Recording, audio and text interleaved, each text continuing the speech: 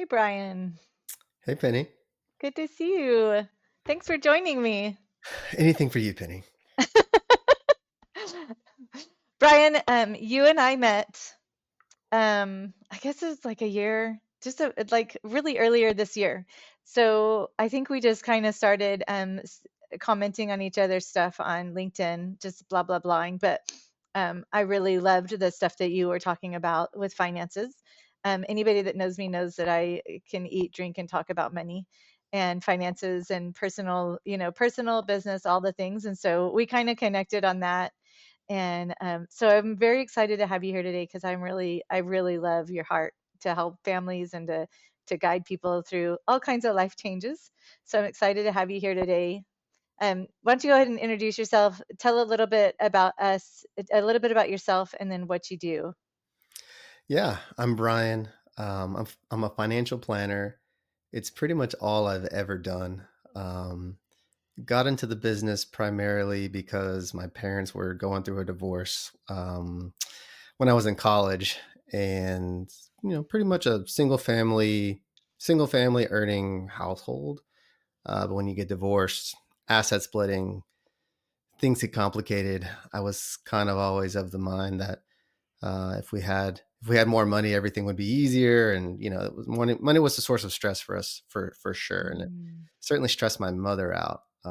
So I kind of jumped in to touching money, handling money, talking about money around then, and yeah, I just enjoyed it. I just enjoyed like helping people with money. I generally don't like stressful situations, and I just wanted to help smooth things out, help make things less stressful around money.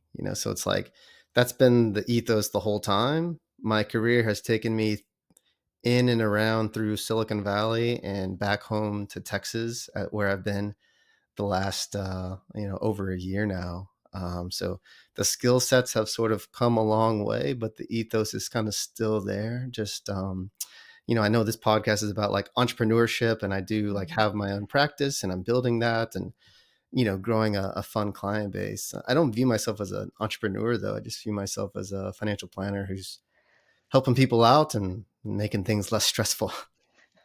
You're definitely an entrepreneur. I think you if you don't wake up in the morning and get things going, you don't get paid, right? Yeah, it's I all on mean, you, right? not in one day necessarily. You could take a day off, but it's on you, right? Yeah, it is. And this was a pretty recent decision you made to go out on your own, right? How long ago did you guys make that decision? And then I want to ask you, your wife Abby, what was the conversations leading up to, hey, I'm going to leave this and I'm going to go out on my own and do this? And how Mhm. did you guys make that decision? And how do we figure out the right time? Yeah, man, all those things. I think this is the part of entrepreneurship that probably needs to get talked about more. There's like a class of people that have like this entrepreneurial itch. Like you kind of know that you always want to do it. The question is just a matter of when. Yes. And the matter of when, I always say like it's actually harder for people who aren't going through any other like life changes. So you're looking for like a catalyst of sorts. So it's like if you don't have any other catalyst and you're just like on a nice trajectory at work and things are going fine, you're getting like you're getting paid Your well. 401k is growing, it's all Benefits, good. Yeah. super, benefits are nice. 401k matching is nice. Paid time off is nice. If you're just like hitting your check marks and hitting singles, I don't know if you'll ever really have the smack in the face like time to actually do it. So generally something needs to happen unless you're just like a maniac, like some people are. And I don't know, maybe you were falling into that campaign because you just had to do it. You just had to go do this thing. For me, I kind of knew I wanted to. I always felt like I probably could, but it didn't mean that Mhm. I wanted to go like build a business. I didn't know if that was going to be my calling or not. I knew I like to help people, and I knew I have a certain way of doing things that I prefer. I think I have the preferred way of doing this business. But I didn't know if I was going to build my own practice, so to speak. We were living in California. I built my career out like Silicon Valley adjacent. and I was there for nearly 10 years. And then my wife and I decided that we wanted to have our first child. And as soon as we decided that we wanted to have our kid, everything changed. The train had left the station, and there was no coming back. We couldn't see our lives in California because there was no family there. That was Yeah. really the big thing. So all of our family is in Texas, and we knew that we wanted to have all that family support nearby. So then the decision was, okay, we're going to leave our firms. My wife's also a financial planner. We're going to leave. So let's just tell our bosses and see how it goes. I was a partner at my firm. I was like the one junior. I was the only junior partner. I was the only one who had actually gotten that far, you could say, at my firm. I'd been there a while. My wife is senior at her job, um, and we told our firms, and her firm was very receptive to it. Great, go move. Let's keep you on board. And my firm was, they just had a few more questions about it. So, a few more questions of how it was going to go. And at that point, we pretty much could do the math of like, well, you're going to have your salary, and it's Mhm. going to stay the same ish the whole way through. And this is going to be, I'm going to either have to somehow make it work with the current firm, and maybe that goes well, but maybe it blows up. That's a risk I'd have to take. I could maybe try and find another firm and do the same job here. Or maybe this is our chance. The kid's not here yet. I've got a lot of energy. I'm youngish, but not going to be young forever. And we have a runway, which we'll talk about. I Yeah. hope we talk about, because money is a Yeah. big part of the Yeah. decision criteria. Maybe this is the time to try it out on my own. Yeah. And if it doesn't work out, we'll give ourselves a timeline. We said 2 or 3 years, give or take. 2 or 3 years. If it doesn't work out, we can always go back. Um, you're pretty marketable at that point. You can always go back and get another great job, because I had a great job and I can go get another one. That was the belief I had.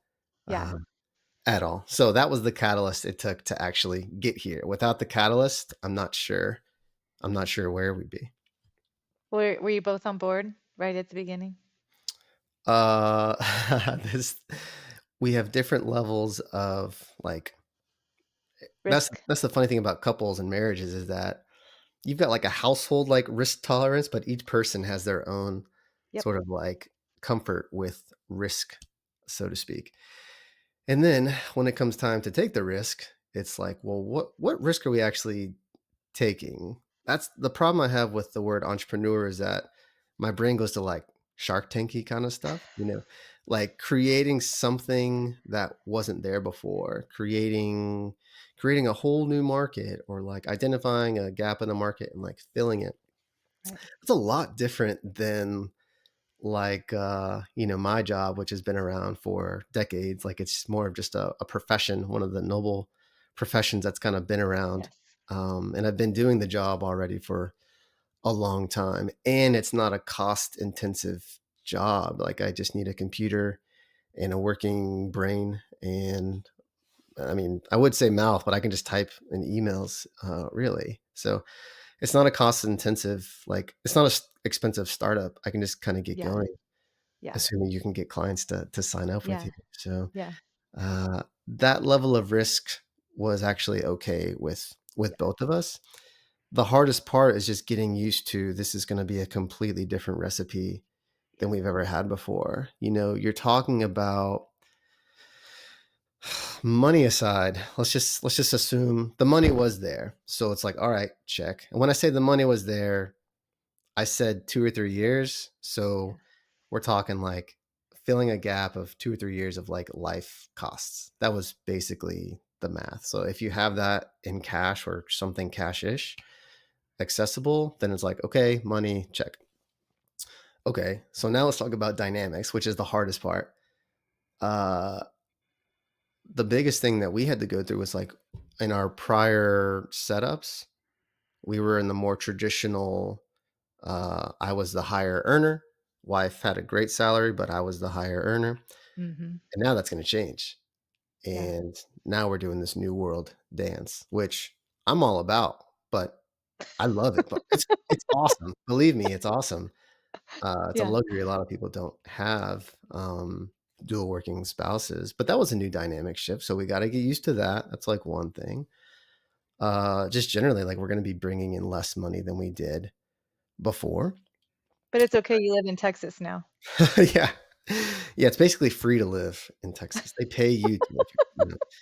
It's kinda that's expensive around here too, Yeah. depending on which area you're at, so yeah, so it's like, yeah, we kinda win some and lose some on the living Mhm. expenses side, but it's still a pay cut at the household level, Yeah. which is something new to get used to. We were saving just like we were dual income, no kids. We were just saving, an Right. entire paycheck, for years, so that You was gu like you guys use a term for that, right? Dual income, no kids, it's a dink? yeah, we were dinks, Yeah. yes.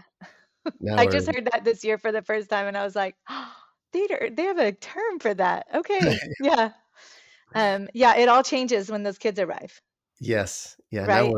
now we're a doink, dual income, 1 kid, so, yeah, Yeah. so we're doinks now. I don't think that's a word. Yeah, so it's like the dynamics Mm. change, Mhm. and I guess the punchline of all of it is that your spouse has to be completely 150% on board for Yeah. this to go well, Yeah. because the first year of building something from basically nothing is gonna be really emotionally challenging Yep. for both of you. Yep. For me, when I'm in the thing and I'm, like, grinding the hardest I have in years for, like, the smallest pay Mhm. in years, since, before I had a job, that's tough, mentally, and Yeah. then I have to go and then we have to, like we talk about money all the time. I'm sure you guys do at home as well. Uh, we look at the numbers and it's like, Yeah. "Shoot, is this working out? Is this, like, the right path?" And you're just constantly questioning Mhm. the whole thing, and Mhm. so, I'm overly vocal. I'm overly, like, words of affirmation-y, asking her to, like, "This is good, right? We're still on a good path, right? This is right?" And I need her to Yeah. kinda tell me that we are on I a good think that's path. a great key, Brian, that regular check-in. Because even if you're okay together, like, making a jump, I think that that regular check-in with each other is key to sit down and say, are you still, and am I still okay with this? Are we Mhm, still on this path? Because there's sometimes you might need to make a course correction. mhm. And so doing that regular check-in with each other and saying, is this still the course that we want to be on? I think that that is huge.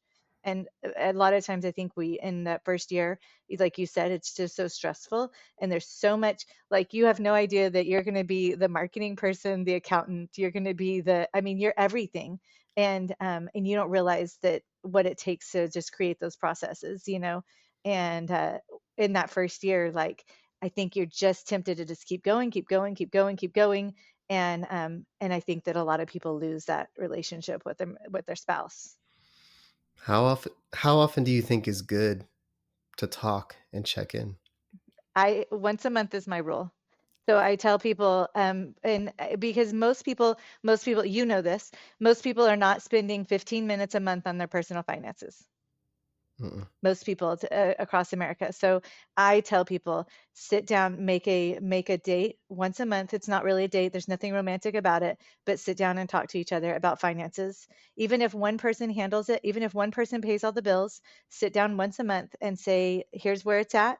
Here's the plans for next month. Here's where we're going, and make sure that both people are on the same page. So I always tell people once a month. What do you think? What do you do? We do once a month too. Yeah, Yeah. we do. We call it our, Hasling family finance meeting, and it's on the calendar, and it's super dorky, but, we also love it. Yes. I'll be totally candid, it's a lot easier to have the conversation when you feel confident about how much money you have. I'll be totally Yep. frank. Like, when it's easier to just, like, not look at it and you're at that point in life, it's a different Yep. story, right? So, like I said, we were dual income, no kids, and just, like, saving quite a bit. And so like it's fun Yeah. at that point. If you're in a different situation, it's not as Yeah. fun, it's not as easy. That said, I've worked with so many folks who are dual income and have extra every month, but still don't look at it because it's more just like this regular muscle that maybe hasn't been worked out before. And people call me whenever they're finally fed up with themselves of number one, not even knowing what to do with the extra. And they're saying we should be playing offense a little bit like more Yeah. strategically. We're probably doing something wrong. Maybe we're actually doing everything right. We don't even know yet. So yeah, I mean, the once a month thing is exactly what we do. It just kind of like, I hate even using the word muscle too. Like it's like some strenuous thing. It's really not, Yeah. we have like, we have two things that we look at every single month. Maybe you do the exact same thing, but we look at number one, today, as of yesterday, how much money do we have and what account is it in? So like your balance sheet or your net worth. So we look at our net worth once a month. We just look at it. Did we skip like one or two whenever our baby was born? Maybe we did. I'm not sure. Yeah. I don't You're remember like, any. I don't have we remember the anything. meeting is, have we slept in the last 24 hours? I don't No. remember Yeah. anything from that time period anymore. So, and that was like a month ago. Yeah. So we look at our net worth. We want to see how much money do we have. What we do also is we actually carbon copy. This is all in Excel. We or Google Sheets. We carbon copy each month, and we have it since the very beginning when we first got married.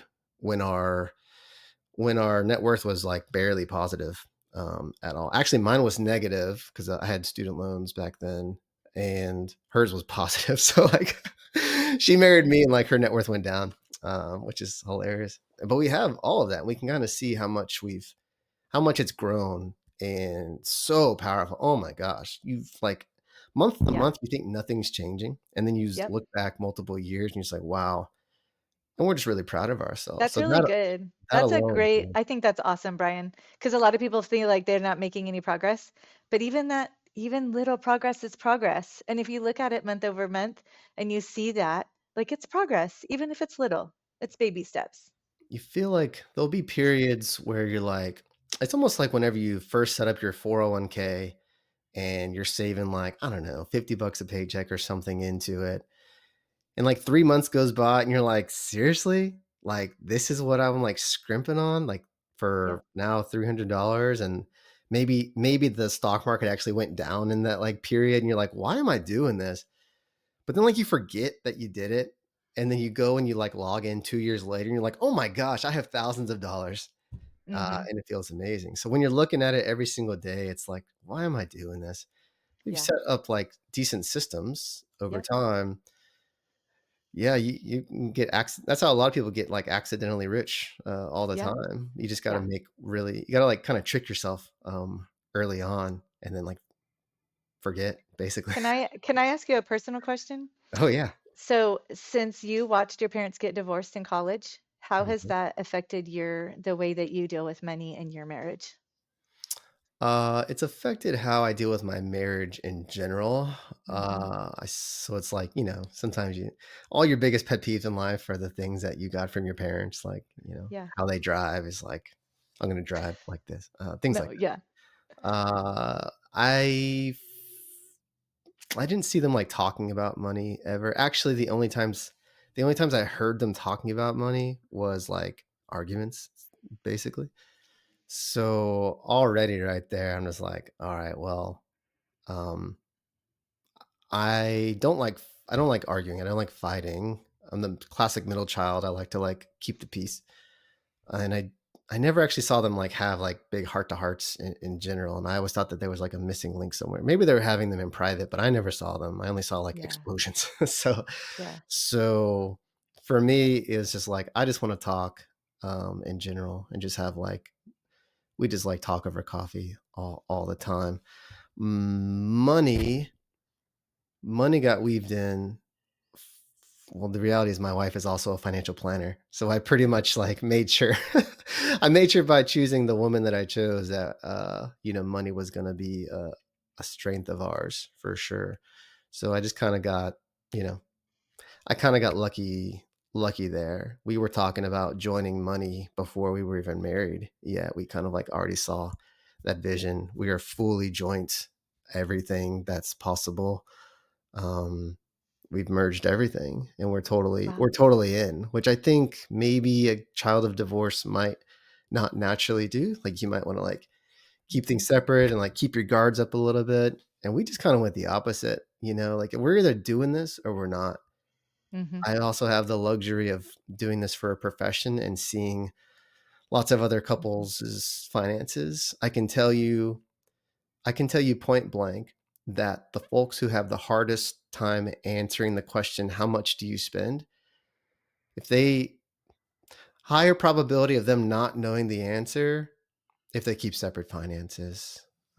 I think there are some benefits to keeping like an account or two like separate for like the whole separate spending, kind of no guilt-free spending. I Yeah. subscribe to that, but the majority Yeah. of your stuff probably should be joint. That's my personal Hmm. bias. But I've just seen it time and time again. The ones who know their numbers are the ones that have less going on. It's more of a less is more kind of thing.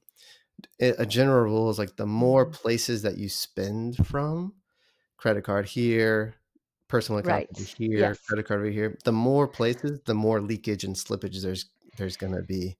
So if you don't have a handle on stuff, well then you need to just like cut the fat, spend from one place. Tell me in one sentence how much you spend, and we can go from there. So I didn't answer your question at all about divorce and No, marriage. that's But really good. it No, goes, I think you did. I think you did. Um, you said that you didn't really love the word entrepreneurship, but I just have to point out that your baby is in the house with you right now in the next room, and you couldn't do that if you were in an office and working somewhere else. And so I think that for you guys, like there's definite benefits. For us, it's super meaningful because we're able to decide when we go places and what and how much time we're spending with our kids. I've been um, chewing on information about the 40-hour work week. Do you subscribe to the 40-hour work week, Brian? yeah, Well, your a wife does, so you kind of have to, right? big Or she'll get you. yes. Actually, like the book that's right there is a 4 Hour Body by Tim Ferriss. So yeah, it's what Tim Ferriss guy. Okay. Yeah. So it's been like for us, it's been such a blessing to be able to do that. And me and you met like a year ago, and I remember the LinkedIn post that I commented on was the first one where you were talking about um couples keeping their money Oh, separate. you know And what? Yeah. I remember reaching out to you because I had some clients at that time that had separate finances, and we were having those conversations. And so I was like, Brian, like, tell me. But I learned so much because I come from, my parents are still married. My husband and I, this is our first marriage. We got married when we were 20 and 22. We didn't have any money. We had nothing, and so we've grown up together. And so for me, like, obviously, that's easy. And I had a friend of mine say, Penny, it's easy for you. and Mhm, um and it really offended me because I was like, it's not easy, there's nothing easy about marriage. mm-mm, Um and so it really offended me, but the more I dug in and the more I just was curious and asked my clients and just asked questions and stuff, I started to realize there's a whole different side to that I haven't seen. And so, like you, absolutely. They don't know what they're spending when they're spending it from multiple places. And even my business clients have that issue oh because yeah, they'll have 17 credit cards because of all the points. sure, And they're like, I sure, want all these points. And I'm like, it's not helping you. mm-mm, That if you sit down and do the math, those points are costing you. You're yeah, spending money right and left. And then they're handing out company cards to employees to rack up points, and those employees are buying groceries on those credit cards, and yeah, just those kinds of things. And so that's just a really good, I think that is just a really good lesson to just simplify your spending to one or two places. In our house, we do utilize a credit card. Don't tell Dave Ramsey, but it is paid off every week, yeah, and we use one. yeah, That's it. same, If you added 2 to that mixture, I would lose my mind because it's too much to keep track of. It's too much to yeah. do. And so we just 1. That's it. Yeah, same here. Same here. It's one credit card for like points like purposes. It's I actually had somebody ask me, a family member, I was describing that, and they said, "You spend on your credit card and then you pay it off every month?" And I was like, yeah. And they said, "What's the point of that?" And I was like, "Oh my gosh, there is such a disconnect in the world about this stuff." Yeah, credit cards are they're a tool, but they're Yeah, dangerous in the wrong they're hands. dangerous. They're Yep. dangerous in most people's hands, to be They're frank. dangerous. And for the 20-year-old Penny, it was very dangerous. We were 25, 27. We were probably about 27 when we got our first credit card. Yep. And we thought we were going to be really awesome, like the other people we've read about and heard about. We're gonna get free airline tickets and we're gonna fly all around the world.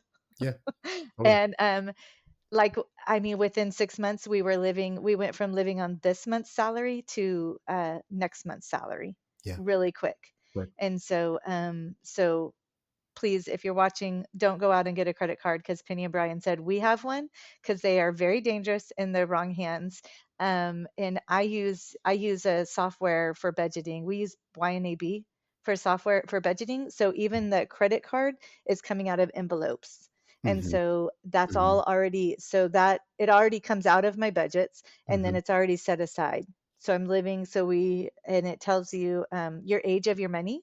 So do mhm. you talk about age of money? Mm, So we went from, so that's one of the reports that I love to look at mm, is age of money. So instead of living mhm, on next month's salary, our first goal when we were younger was to live on this month's. Like, let's just live mm. on this month's. And then we got to where we were living on last month's. And Wow, then we got to where we were living on 2 months ago. And so wow. then you're like, if you've heard the statistic, like most Americans are 2 weeks from being Yeah, completely broke or yeah. homeless. And so if you listen to the statistics, it's all about that age of money Mm, and so living on last month's or the months before instead of this month. So anyways, amazing. yeah, we could talk all day long, but I'll anything else, like, is there anything else that you'd like to tell people about like marriage and kids? I know that you've learned all about parenthood. I know that I'm excited. I think that one of the things that excites me about talking to people like you, Bryan, and your wife, is that there's a whole generation of kids now that are terrified of money and they're terrified of the economy and Mhm, they're terrified that they're never going to be able to move out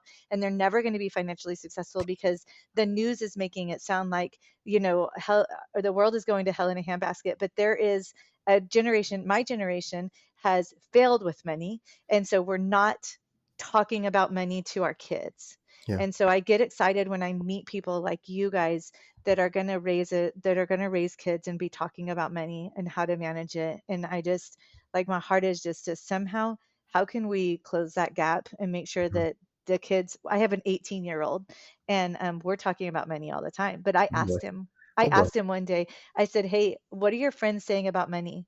And he's like, "We all think that we're never going to move out because there's no way." And I was like, "Oh no, you're going to move out." I'm gonna help you. I'm gonna show you. And so, like, that's just what's happening. And I was like, no, you can totally move out. It's gonna be, now you're not gonna carry the same purse I do. You're not gonna drive the same car I do. You're not even gonna live in the same neighborhood I do. Because I'm Mhm, 45. It took me this long to get to this neighborhood. And yeah, while we want more for our kids, we all have to remember that at some point we were 20 and mhm. we started somewhere. Yeah, it's like my biggest fear is, not passing down the right money lessons to my own kid who's gonna have 2 parents who are financial planners, but Yeah, they're gonna have, much nicer things than, they should have when they're 20 years old or 18 years old. That's the hard thing. I'll be learning hard lessons about that for the next, my entire life, I guess. How there's a book I wanna read called How to Raise Not Spoiled Children or something like that, when it comes yeah, to money. But that's my biggest fear yeah, for sure. I think in general, mm, money is brings a lot of shame to yeah, people.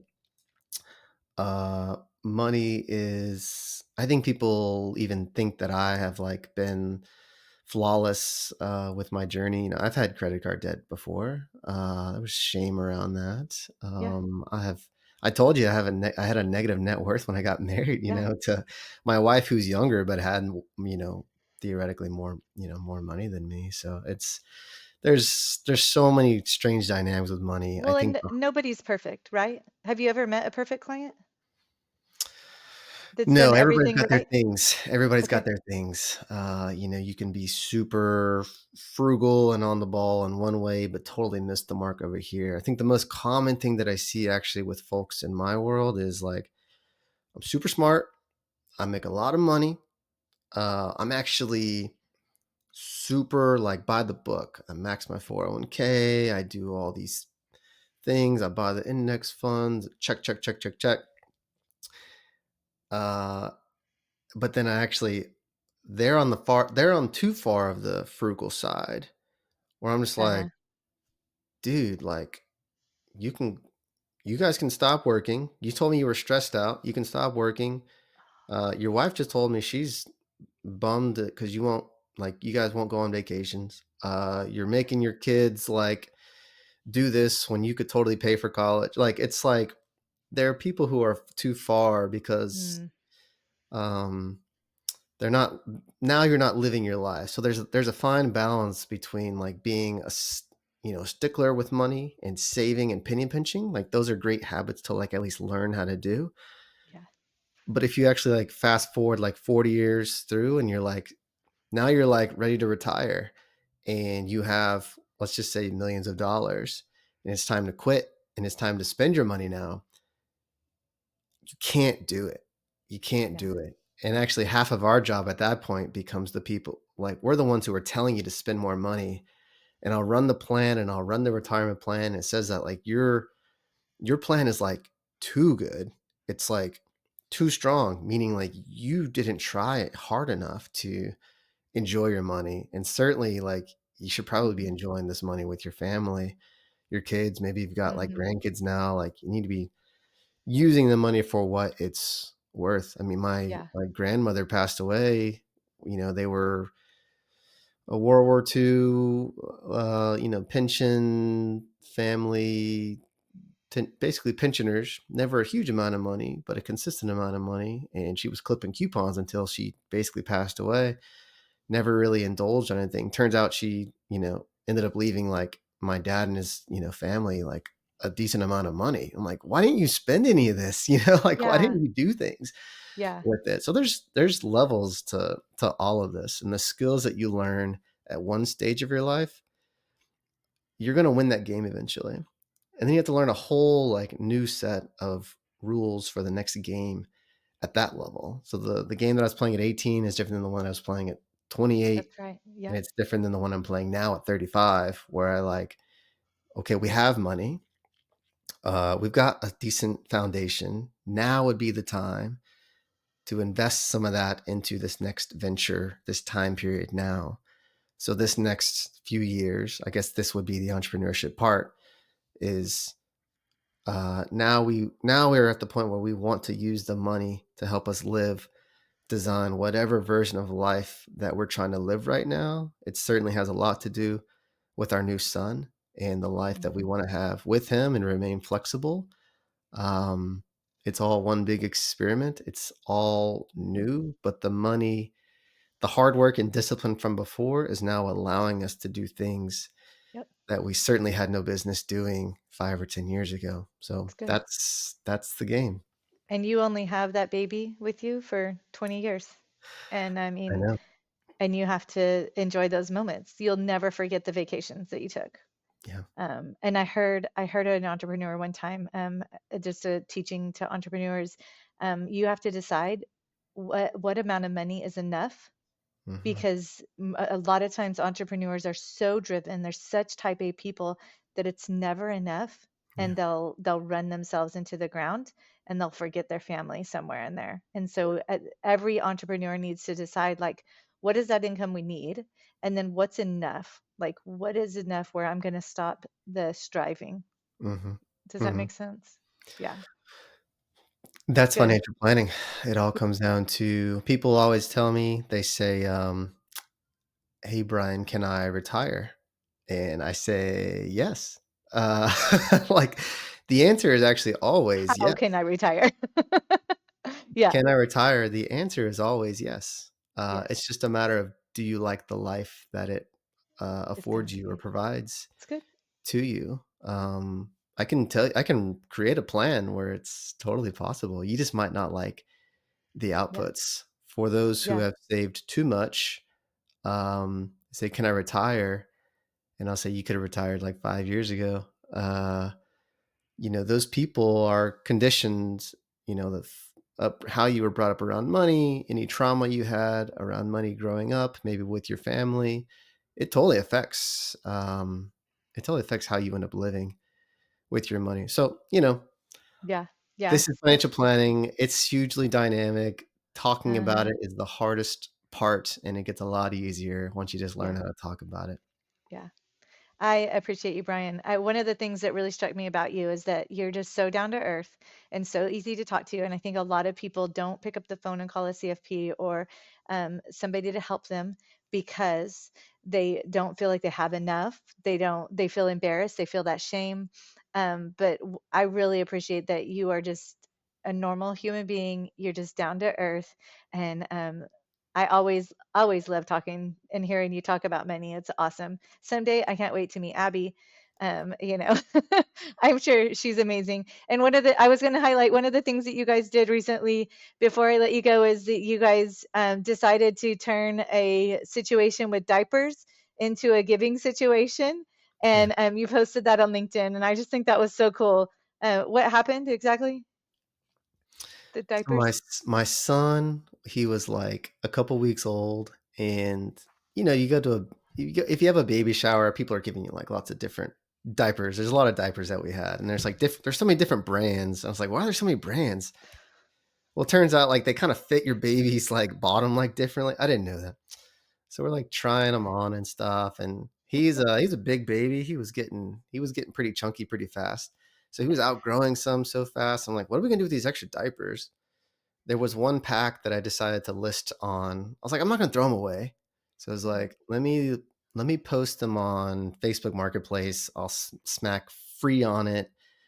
And it was not that many diapers. I mean, it was like 20 20 or 30. Like, for a newborn, Mhm. that's like 3 days worth of diapers. Uh, I got I got 40 requests for those free diapers in 3 hours. And I got a lot of stories too. When I'm used to just people hitting the automatic, like, "Is this available?" People are, Mhm. like, telling me, like, their stories. They really needed these diapers, and it just crushed me. It just crushed me. I was like, "Okay, well, that broke my heart." So I obviously gave what I had away, but I was like, "Man, that means there's 39 other women, Mhm. who, like, needed stuff, and I couldn't help them out." So I started looking around. Turns out this is a huge need, a huge shortage. Mhm. Diapers and formula specifically are huge, just needs in pretty much every community I've Yeah. now come to learn. So we basically decided to, for my birthday was like a month after that, and I told my wife, I wanna raise money to buy a bunch of diapers and give them away. I actually only ended up sharing it with, like, friends and family. I didn't share it on LinkedIn. I had, like, a newsletter. I didn't share it on the newsletter. Um, and I raised, like, several $100 just for diapers. So we just, like, bought a bunch of diapers. I was like, "Well, this is a lot bigger than I thought it was gonna be." I thought I was just gonna be able to, like, do another Facebook post and hand them all out, but that was, like, it was too many. I ended up getting, like, 3,000 diapers, individual diapers. So I called around, found local charities. So many amazing churches actually do diaper and formula drives. Mhm. There are so many organizations that do this. I found one that was gonna let us come in and hand them out ourselves to the families, and it was, like, my son's and our family's first charity day, and it was amazing, and we wanna do more. Yeah. Oh, I love that. That's so sweet. I love it. I think the idea, I always see, I remember those days when I was 20 years old and had a baby and Mm, going to, I mean, we scraped together the last bit of money we would get those diapers. mm, And I love that. I've been known to hand a 20 to a couple in line for getting diapers at the grocery store, Wow, just because they're 20 years old. They don't, it's such a, and it's so much money. it's so So expensive. yeah, so good. Thanks for joining me, Brian. If you are on here and you're a business owner or an entrepreneur, I'm going to be doing a free webinar on November 22nd. It's going to be at lunchtime at 12 o'clock. So grab your lunch, grab your coffee, come sit with me. I'm going to be teaching 9 money principles for running a business. Just a really quick foundation. And it's going to be informal. It's going to be me and you having lunch. Not you, Brian. I mean, you're welcome to come, but anybody else that's on here and wants to come and sit with me at lunchtime, I'm just going to be teaching those principles. I've learned that there is definitely missing pieces of information when you become entrepreneurs and you realize how much you really actually needed to know with finances and businesses. And so I talked to a client this morning who had never heard the term 1099s or W-9s and asked me, how important are they really? Do we have to do that? And so it kind of broke my heart. And me and my husband were leaving talking about it. And I was like, I just can't believe it. I can't believe it. Every time I hear one of those stories, and my husband's like, it's all the time. Like people don't get into business because they want to send W-9 or send 1099s. They don't No know way. that. And they don't want me to be rattling off 1099, W-9, 941s, they don't want to be talking about that stuff, 1040s, 1065s. But it's a necessary part of business. So I'm going to teach a very small version of it on the 22nd. So if you're here and you can come join us, I'll put the link to join us in the comments. Brian, I appreciate your time today. I appreciate this call. Tell Abby we said hello. Keep posting pictures of that baby because he is so cute. And and if you don't already follow Brian from this post, go follow him. He offers amazing money advice and all the knowledge. Yeah. So thank you so much. Thank you, Penny. Bye, guys.